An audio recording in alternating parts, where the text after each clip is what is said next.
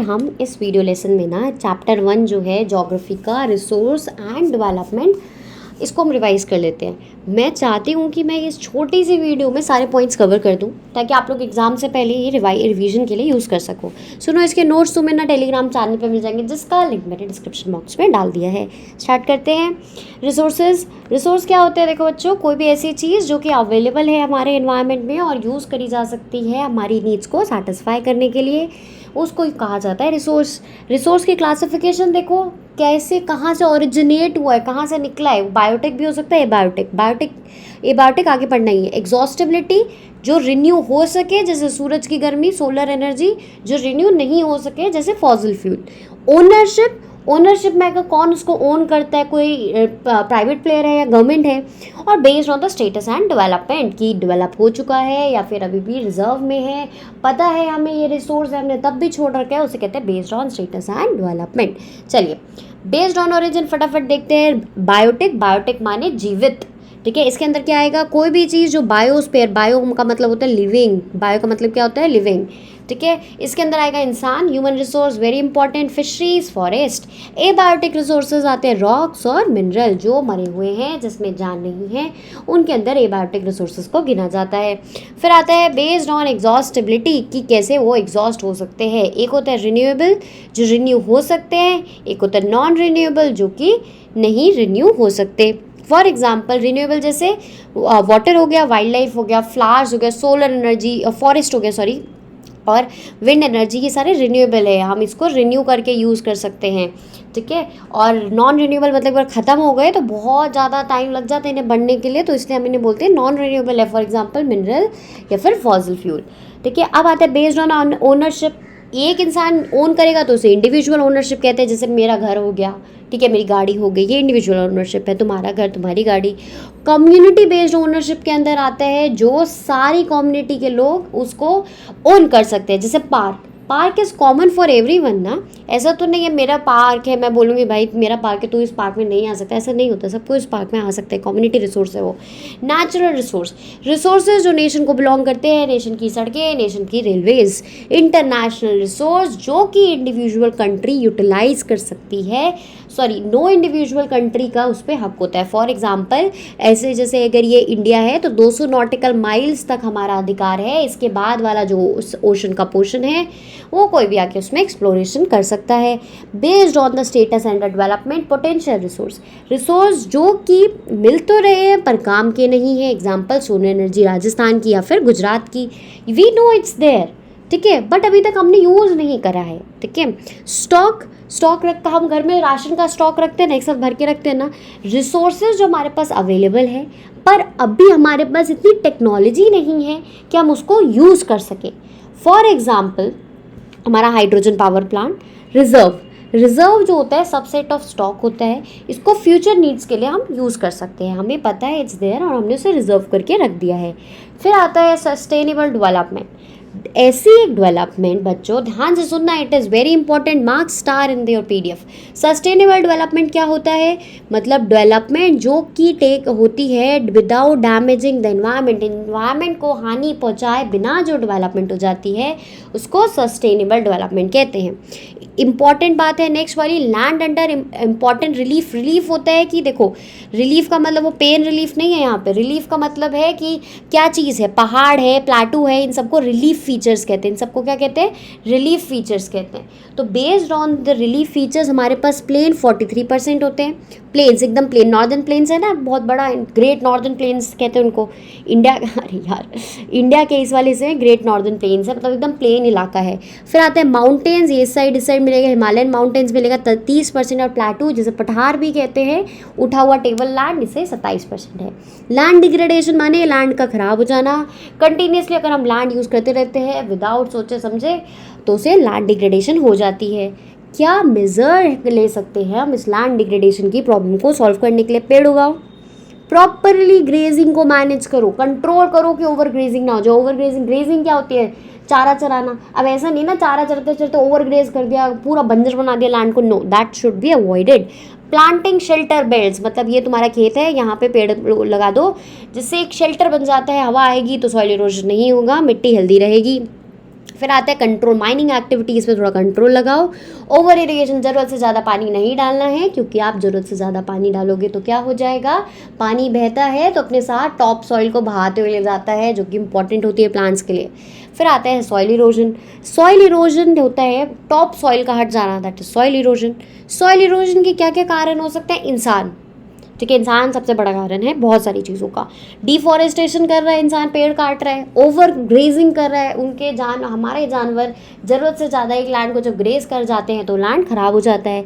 Mining हो जा रही है, माइनिंग मतलब खुदाई होती है, माइन किसी मिनरल के लिए माइनिंग की जा रही है और उस लैंड को छोड़ दिया जाता है, क्या होता है बहुत हॉलो लैंड बन जाता है, खदानों के लिए हॉलो लैंड जो बन जाता है, फिर उस लैंड को वैसे का वैसे ही छोड़ दिया जाता है। इस कारण से दिक्कत हो जाती है कि लैंड ख़राब हो जाता है। नेचुरल फोर्सेज जैसे विंड हो गया, ग्लेशियर हो गया, वाटर फ्लो, ये भी सॉइल इरोजन में कंट्रीब्यूट करते हैं।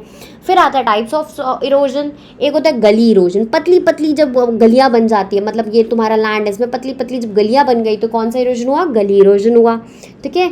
और दिस मेक्स लैंड बेकार हो जाता है। चंबल जो होता है, यहाँ पे चीज़ देखने को मिलता है। चंबल नदी कहाँ से बहती है, मुझे लिख के देखो, बताओ कमेंट सेक्शन में। शीट इरोजन के बारे में बात करें, जब टॉप सॉइल पूरी की पूरी वॉश्ड अवे हो जाए तो उसे शीट इरोजन कहते हैं। अब कैसे हम प्रिवेंट कर सकते हैं सॉइल इरोजन, क्या कर सकते हैं, देखो एक तो टेरेस कल्टीवेशन, स्टेप, तुमने देखा होगा पहाड़ों पे स्टेप फार्मिंग होती है, वो कर सकते हैं ताकि पानी का फ्लो थोड़ा रुक जाए। पानी सीढ़ियों से उतरेगा तो धीरे धीरे करके, इसलिए तुमने देखा होगा कि जो पहाड़ है उसमें स्टेप कल्टीवेशन होती है, डिफरेंट डिफरेंट स्टेप्स बना दिए जाते हैं। अब आता है सॉइल, मिट्टी और उसके प्रकार। सबसे पहले आता है एलुवियल सॉइल, पूरा नर्दर्न प्लेन, देखो ये वाला पूरा प्लेन किससे बना, इसके अंदर कौन सी मिट्टी है, एलुवियल सॉइल है। ये ईस्टर्न कोस्ट प्लेन्स में देखी जाती है। और डेल्टा, महानदी, देखो बच्चों महानदी का डेल्टा यहाँ बनता है। महानदी पे कौन सा डैम है, do let me know in the comment section as well. नहीं पता तो गूगल करके बता देना, तुम लोग को भी पता लग जाएगा, ठीक है। और मुझे आता है, मुझे पता है, don't worry. The Godavari and Krishna Kaveri reverse alluvial soil का ड्रेनेज बनाती है। फर्टाइल है, एग्रीकल्चर बढ़िया से होता है, तो यहाँ पे देखो चावल की खेती, वीट की खेती यहाँ पे खूब एरिया में होती है, यहाँ तक खूब चावल उगता है। और फिर उसके बाद इंटेंसिवली कल्टीवेट किए जाते हैं, खूब बढ़िया तरीके से यहाँ पे कल्टीवेशन होती है। ये मिट्टी पोटेशियम, फॉस्फोरिक एसिड और लाइम में रिच होती है, जिस कारण से यहाँ पे पैडी मतलब चावल, वीट, सीरियल्स और पल्सेस उगाई जाती है। आगे बढ़ते हैं, काली मिट्टी। काली मिट्टी को रेगूर सॉइल कहते हैं क्योंकि ये फर्टाइल है। ब्लैक एंड वाइट चेस होता है, तो याद रखना काली मिट्टी पे सफ़ेद रंग का कॉटन उगाया जाता है। फाउंड इन द प्लेटू ऑफ, ये कहाँ मिलता है, महाराष्ट्र में, सौराष्ट्र में, मालवा में, मध्य प्रदेश में और छत्तीसगढ़ में। आपको ये याद रखना है कहाँ मिलता है। इसमें ना एक मैप भी बना हुआ है तुम्हारी बुक में, तो प्लीज़ वो मैप भी पढ़ लेना। फिर उसके बाद आता है इसकी कैपेसिटी, ये पानी खूब अच्छे से अपने अंदर होल्ड करके रख सकता है, वाटर होल्डिंग कैपेसिटी बहुत अच्छी है। और इसके अंदर कुछ मिनरल्स प्रेजेंट होते हैं, वो मिनरल्स कौन कौन से हैं तुम्हारे, देखो कार्बोनेट हो गया, मैग्नीशियम हो गया, पोटाश हो गया और लाइम, ये सब प्रेजेंट होते हैं। लाल या पीली मिट्टी, येलो एंड रेड सॉइल, ये कहाँ मिलती है, जहाँ पे कम बारिश होती है, ठीक है, ईस्टर्न और सदर्न पार्ट ऑफ डेक्कन प्लेटू। बच्चों डेक्कन प्लेटू कहाँ पे है, ये वाला डेक्कन प्लेटू है, ठीक है। फिर उसके बाद आता है फाउंड इन द, ये वाला देखो, ये डेक्कन प्लेटू, प्लेटू मतलब पठार नीचे वाले साइड पे, ये रेडिश, अच्छा देखो ये Orissa, Chhattisgarh, southern part of parts and middle Ganga plains, Ganga plain के मिडिल में सारी मिट्टी मिलती है। और वेस्टर्न घाट में तो मिलती ही है। ये ईस्टर्न घाट होता है, ये ईस्टर्न घाट होता है, देखो हमारा ये वाला क्या है, ये ईस्टर्न घाट है और ये वाला घाट वेस्टर्न घाट है, क्योंकि वेस्ट साइड है। वेस्टर्न घाट बहुत सुंदर है, ऐसा मैंने सुना है। आई विश मैं जल्दी यहाँ पे घूमने जा पाऊँ। देखो डेवलप रेडिश कलर, ये लाल रंग के क्यों होते हैं, क्योंकि इनके अंदर आयरन फ्यूज होता है। और ये मेटामॉर्फिक रॉक होते हैं। मेटामॉर्फिक रॉक कौन से होते हैं, जो हाई प्रेशर और टेम्परेचर के कारण से बनते हैं।